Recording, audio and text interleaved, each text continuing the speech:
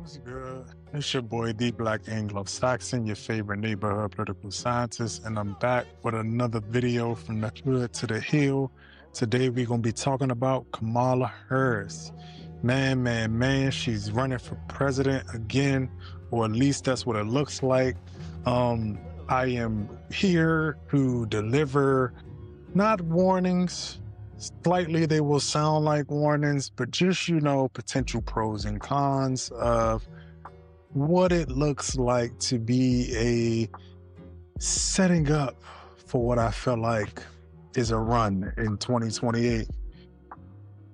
Now, I don't think you gotta necessarily hate Kamala Harris, but I do think there are a lot of more pitfalls that people are paying attention to, especially with some of the pushback that I've been seeing from people actually critiquing Kamala Harris. You got your people who, black woman, don't say nothing, and then you got your people who remember her trajectory from 2019 leading up until now, and then the latest kerfuffle being the last election cycle. But I'm gonna just go ahead, get into it, get us out of here real quick. I got these videos that I seen, just a few. I'm gonna go ahead, play this one real quick. You know what? I am not president of the United States. So a lot of people, just before I finish letting this play out, a lot of people been having a conversation about whether or not she should be able to be critiqued based on the fact that she is no longer the vice president of the White House. And I have my opinion about that, but I'm gonna go ahead and let this finish. Your legacy is genocide. Now, where I do believe that it is very lackluster and performative for leftists to be critiquing Kamala Harris right now with the current moment and the current point in the way at which they are doing it, I think isn't necessarily strategic. But I'm not here to tell anybody that they should not hold people accountable, because I do think there's an element of accountability that has to be taken into consideration when we talk about people who have been in elected office, especially the number 2 to the most highest elected office. Because I do think it's a bit disingenuous too when people say that, she's a private citizen now, etc. Because I may be wrong, but based on my opinion and based on my humble opinion, I think once you enter into that space and you've made decisions and that actually impact the globe community as well as the nation, with years and decades to come based on the policies that you have enacted or did not enact, I think doesn't necessarily qualify you in the same way that people are using the term private citizen.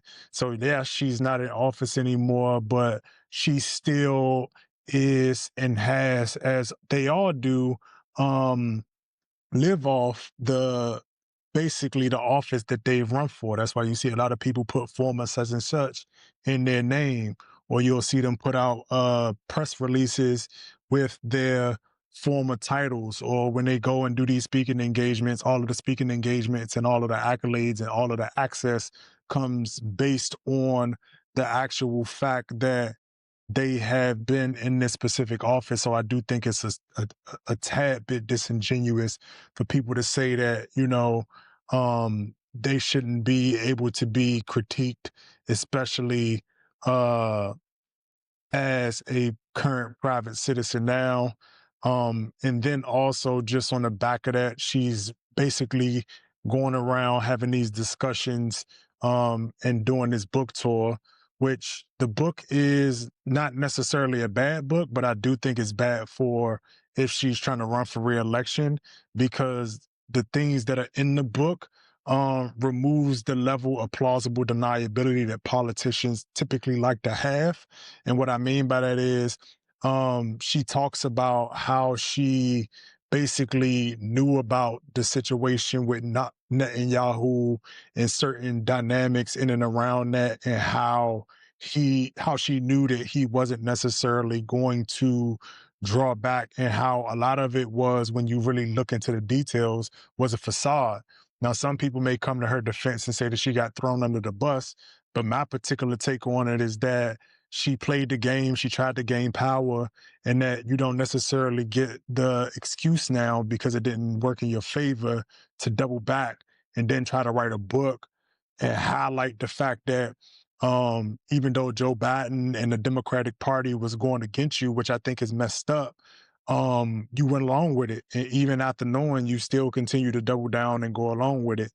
Um, but I think that people just have to be really, really careful about when it comes to how they're approaching this accountability conversation with Kamala Harris, because I'm hearing people also use the excuse and say that, she was only vice president and her job was to serve vice president as she should, right? But understand that you opening another door on the back end for that, because you drop and you set that precedent for everybody else who's also in a position that is not the highest office in the land, who is a senator, who is a VP, AKA right now currently JD Vance, to be in a position to use that same excuse. And right now we live in America where truth doesn't really matter. We live in an America right now where people are very nihilistic. People don't necessarily care about where the nation goes. A lot of people want to see it burn, unfortunately. And so you don't want to put the country in a position to where you're having to debate emotion and feeling under the guise that if you don't necessarily have the highest office, you have no accountability to do what's right or say what's right or speak on truth when you are in these highly elected spaces attached to what may be a principle. And again, it could go either way. People can have it on both sides, because I get it, I understand it. It's a very tricky spot in a position to be in, but I just want people to think about and hear both sides as to, you are permitting something for one person, but understand that when you permit that for one person, you permit that for the other side as well. And it's not just as clean and clear cut as you think, because you say that for Kamala, but JD Vance could say the same thing if he run for election. Marjorie Taylor Greene, which I'm gonna make a video about her, can say the same thing, because she's pivoting away from a MAGA that she went along with when it was convenient, but now she's stepping down to the side as it basically implodes on itself, which is very obvious. So just be careful of that and understand that, Kamala Harris isn't just the best candidate to run. She lost in 2019. She lost again in 2024.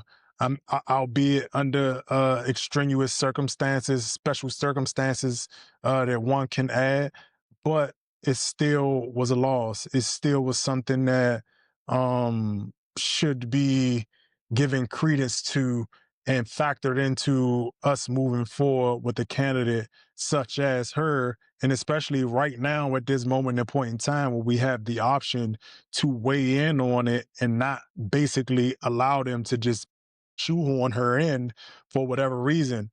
There are a ton of great candidates out there who we can pick from. There also happen to be women. There also happen to be Black.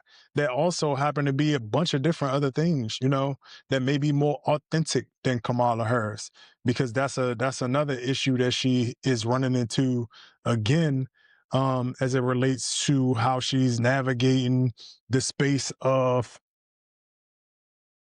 this book tour / resurgence / a good number of things that I feel like is happening and taking place.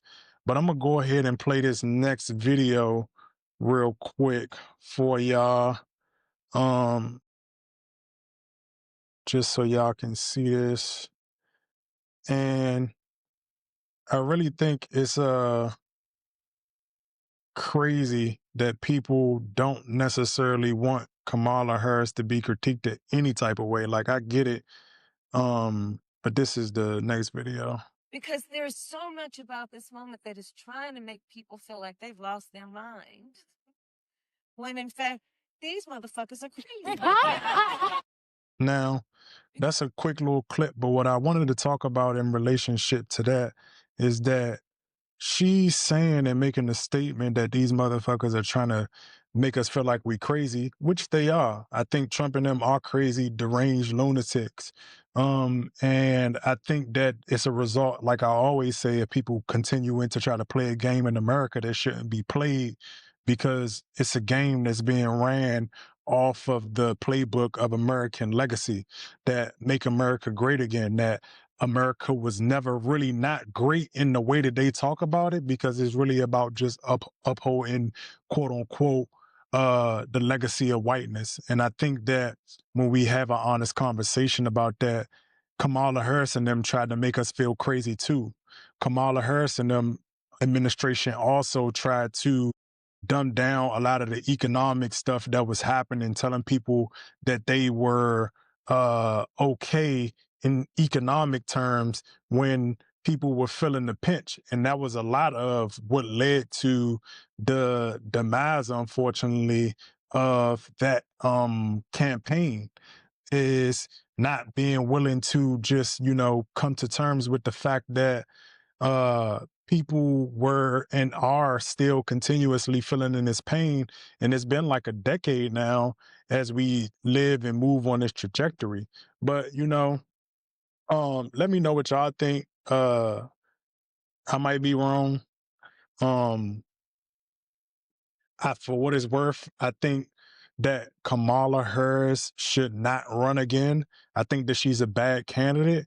And I think that if she runs, that we'll have another Republican administration coming to head, because I do think we live in a nihilistic nation and people are going to want to see it burn before they let, unfortunately, a black lady who doesn't necessarily have the ability to articulate stances, stand on her square, and stand for something to run for the highest office and win the highest office. So, let me know what y'all think, and I'll catch y'all on the flip side.